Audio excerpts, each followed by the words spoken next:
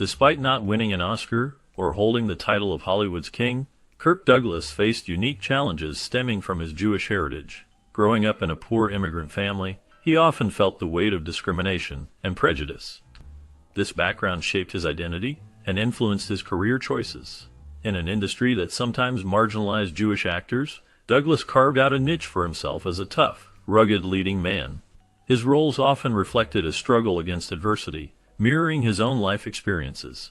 Throughout his career, he encountered anti-Semitism, which was prevalent in Hollywood during his rise to fame. This discrimination pushed him to advocate for Jewish representation and fight against stereotypes. He used his platform to highlight the contributions of Jewish artists and to challenge the status quo. His commitment to social justice extended beyond his own community as he supported various causes, including civil rights and humanitarian efforts. The complexities of his identity fueled his performances, adding depth to his characters. Douglas's resilience in the face of adversity not only defined his career, but also left a lasting impact on the film industry. His journey illustrates how personal struggles can shape an artist's work and legacy, making his story one of triumph over the challenges posed by his background. Kirk Douglas's journey to becoming one of the most well-known actors in cinematic history is a remarkable tale. Born in a poor family, he faced many challenges in his early life. However, his determination and talent helped him rise to fame. Douglas became a prominent figure in Hollywood's golden age, known for his risk-taking acting style and distinctive charm. His handsome face, with a strong chin and intense green eyes, combined with his athletic build, made him a standout on screen. Over his impressive career, he appeared in 74 films and more than a dozen television movies and miniseries, showcasing his versatility as an actor. Beyond acting, he was also a prolific author, sharing his life experiences and insights through his writing. Douglas was not just an actor. He was a social gladiator, using his platform to advocate for important causes. His legacy in old Hollywood history is secured, and his contributions to the film industry and society are remembered fondly. Throughout his life, Kirk Douglas faced numerous struggles that shaped him into the resilient figure he became. Born into a poor immigrant family, he experienced hardship from a young age. His early life was marked by financial difficulties, which instilled in him a strong work ethic and determination to succeed. As he pursued his acting career, Douglas encountered discrimination, particularly due to his Jewish heritage. This prejudice fueled his desire to prove himself in a competitive industry that often overlooked talent in favor of more conventional choices. Despite achieving great success, Douglas battled personal demons, including a tumultuous relationship with his father and the pressures of fame. His inner frustration sometimes manifested in destructive behavior, affecting his relationships and personal life. Yet, these challenges also deepened his empathy and humanity, allowing him to portray complex characters with authenticity. His experiences with adversity not only honed his craft, but also instilled a sense of gratitude for his achievements. Douglas's journey through the glamorous, yet often harsh world of Hollywood reveals a man who, despite his triumphs, was shaped by the very struggles that defined him. On December 9, 1916, a remarkable journey began in Amsterdam, New York, where Kirk Douglas was born as Issa Danielewicz. This small town, located about 35 miles northwest of Albany, was home to a family that would shape the future of Hollywood. Issa was one of 7 children, with 6 sisters, and he often reflected on his upbringing as the son of uneducated Russian Jewish immigrants. Growing up in a predominantly WASP community, he faced challenges that would later fuel his ambition and drive. His father, Herschel, struggled to provide for the family, becoming a ragman who collected and sold waste. This difficult background instilled in Issa a strong work ethic and a desire to succeed. He was often called Izzy, a nickname that reflected the discrimination faced by Jewish families in the area, as they were barred from working in the local mills. These early experiences of hardship and resilience played a crucial role in shaping his character and determination. Kirk Douglas would go on to become one of the most admired stars in Hollywood, but the roots of his success can be traced back to his family background and the challenges he overcame in his youth. The values instilled in him during those formative years would serve as the foundation for his illustrious career in film and theater, making him a true icon of American cinema. Can you imagine the life of a ragman's son? Kirk Douglas, born as Izzy Dembski, faced a challenging childhood. He slept in a poorly ventilated clapboard home, often curling up on a shabby living room sofa. When hunger struck, he occasionally resorted to stealing food from nearby homes or food shops. The struggle for survival was not just about finding something to eat. Being Jewish added another layer of difficulty to his young life. He was regularly targeted by a street gang that hurled anti-Semitic remarks and stones at him, making his childhood even more painful. However, the hardest challenge for Douglas came from within his own home. His father, an illiterate alcoholic, withdrew his affection and refused to acknowledge any of Douglas's accomplishments. This indifference left a deep mark on young Izzy. He learned early on that hard work was crucial for survival, as his father was an indifferent provider. The lack of support and recognition from his father shaped Douglas's determination to succeed against all odds. He carried these experiences with him, fueling his ambition and resilience as he grew older. Before achieving success in Hollywood, Kirk Douglas reportedly claimed that he had worked at least 40 different jobs. These jobs included dishwashing and delivering newspapers, showcasing his determination and work ethic from a young age. After finishing high school, he moved to St. Lawrence University in Canton, New York. There, he was enrolled and awarded a loan to help pay for his college education. At St. Lawrence, he began wrestling for the varsity team, demonstrating his athletic abilities and competitive spirit. Despite facing challenges, such as being turned down by fraternities because he was Jewish, he persevered and made a significant impact on campus. During his junior year, he was chosen as the school's first ever Jewish student representative, marking a notable achievement in his early life. This experience not only highlighted his leadership qualities, but also his commitment to breaking barriers and representing his community. His early jobs and experiences at university laid a strong foundation for his future career in acting. During his last summer of college in 1939, the aspiring actor made a significant decision to change his name to Kirk Douglas. This choice was not made lightly, as it reflected his desire to create a strong identity in the competitive world of acting. In an interview, he explained that he chose the name Kirk Douglas because it embodies qualities he admired, masculine and powerful. The name change marked a turning point in his life, allowing him to step into a new persona that would resonate with audiences. Kirk Douglas became a symbol of strength and charisma, traits that he would later display in his many iconic roles. His decision to adopt this name was a strategic move that helped him carve out a successful career in Hollywood, where he would become known for his intense performances and commanding presence on screen. The name Kirk Douglas would soon be associated with legendary films and unforgettable characters, solidifying his place in cinematic history. After graduating from college, Douglas received a scholarship to the prestigious American Academy of Dramatic Arts in Manhattan. His talent shone through during an outstanding audition, which opened doors for him in the world of acting. It was there that he met two significant figures in his life, Lauren Bacall and Diana Dill. Both young women would play important roles in his journey, shaping his experiences in the entertainment industry. In 1941, Douglas took a significant step in his career by landing his first Broadway role in the production of Spring Again. This opportunity marked the beginning of his ascent in the acting world, showcasing his skills on a larger stage.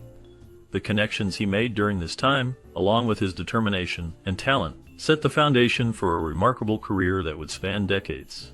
His early experiences in theater not only honed his craft but also introduced him to a network of influential people who would impact his life and career in profound ways. Shortly after completing acting school, the director of a show offered Kirk Douglas another role in a 1942 version of Anton Chekhov's The Three Sisters. Although his role as the singing Western Union messenger was minor, it marked a significant moment in his early career. After years of struggling against poverty and anti-Semitism, Douglas's theater career seemed to be on the rise. However, the onset of World War II changed everything. Filled with a sense of patriotism and a strong connection to his Jewish heritage, Douglas attempted to enlist in the Army as a pilot, putting his acting dreams on hold. Unfortunately, he failed the proficiency test, but that setback did not deter him. He joined the Navy, attended Notre Dame's midshipman training, and reported for duty while still involved in the production of The Three Sisters. During this time, he received anti-submarine warfare training as a communications officer before being assigned to the Pacific. Simultaneously, he served as a gunnery officer on a submarine chaser. In February 1943, while preparing to engage a Japanese submarine, a near-fatal incident occurred. A live depth charge was accidentally released by a crew member, exploding upon hitting the water. The force of the explosion threw Douglas against the ship, lifting the boat into the air, and nearly costing him his life. After serving in the Navy, Kirk Douglas faced significant challenges that altered the course of his career. He was released as a junior-grade lieutenant after suffering abdominal injuries, which led to his hospitalization. During this time, he was also diagnosed with amoebic dysentery, further complicating his recovery and cutting his military service short.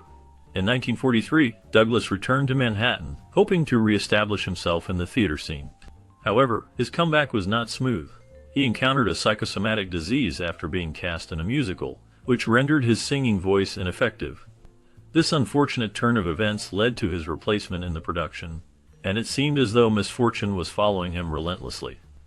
Just when it appeared that his career might be at a standstill, a glimmer of hope emerged in the form of his former classmate, the rising movie star Lauren Bacall. She recognized Douglas's talent and took it upon herself to persuade Hollywood producer Hal Wallis to attend one of Douglas's performances in another play.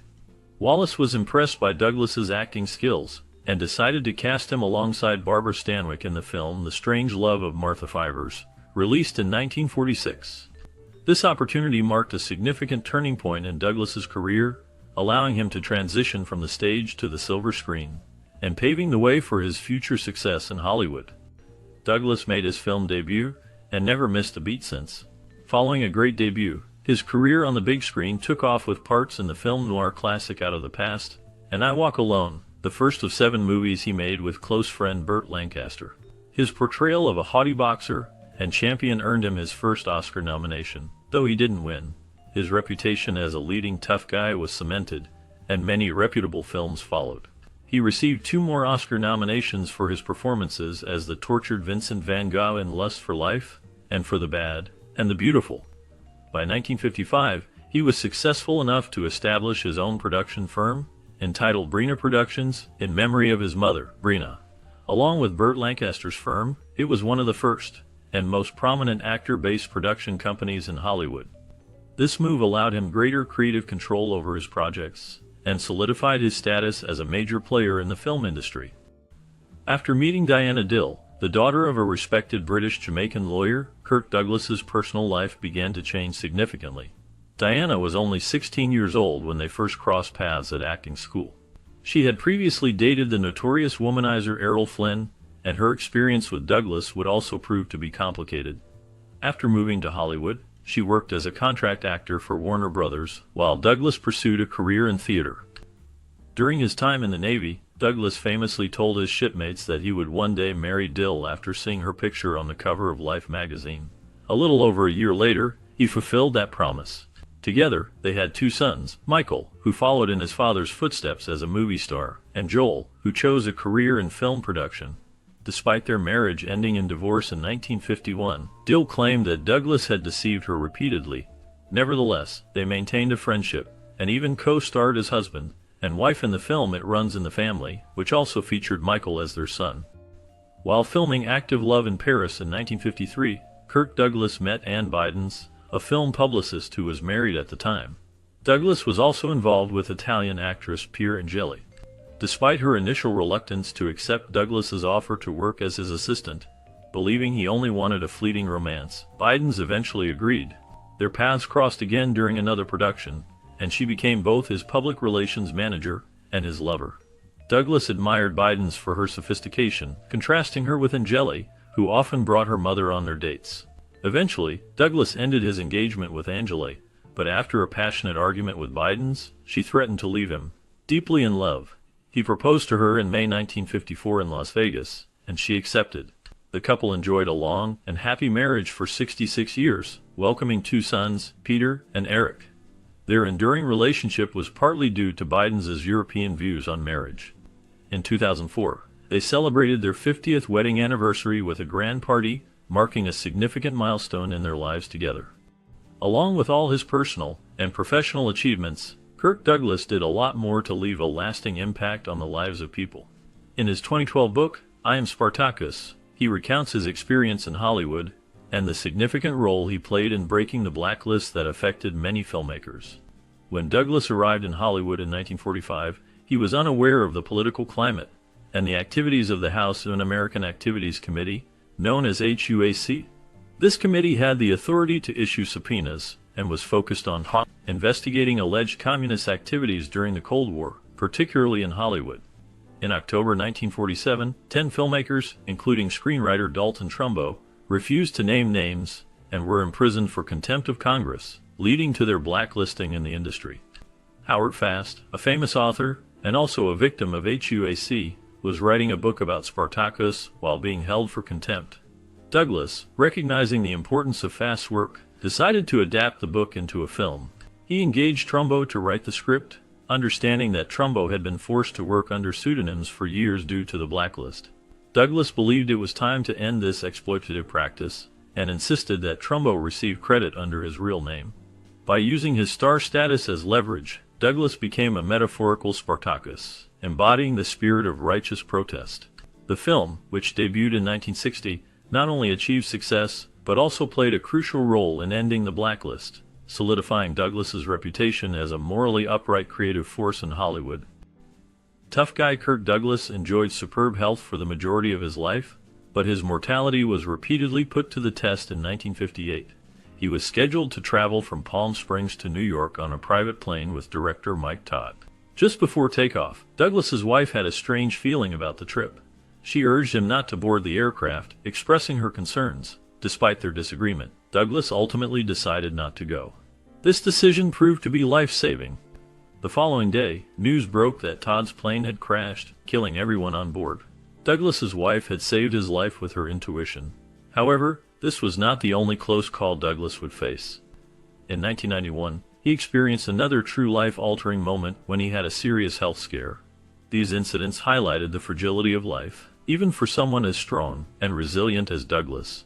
His experiences with near-death situations shaped his perspective on life and deepened his appreciation for the time he had. While traveling to Los Angeles, Kirk Douglas found himself in a terrifying situation.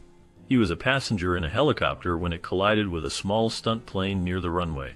The crash resulted in a catastrophic fireball explosion, claiming the lives of both passengers in the helicopter. In the midst of this chaos, Douglas was unconscious and trapped in the blazing wreckage. Fortunately, rescuers managed to pull him from the inferno, but he suffered severe injuries, including a damaged spine. The aftermath of the crash was challenging for Douglas.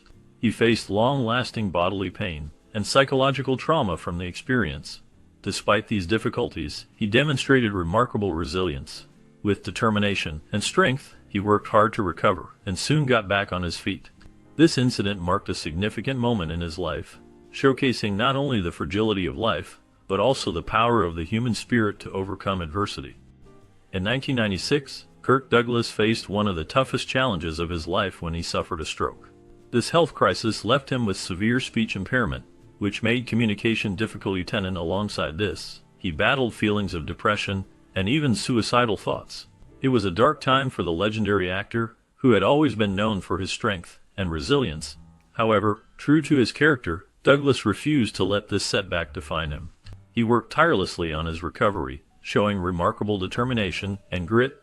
His efforts paid off, and just a few months later, he was back in the spotlight, demonstrating his unwavering spirit. Douglas's journey through recovery not only showcased his strength, but also inspired many others facing similar challenges. His story is a testament to the power of perseverance and the human spirit's ability to overcome adversity. Behind the strong persona of Kirk Douglas lay a sensitive and loving father who struggled with his own experiences of paternal love.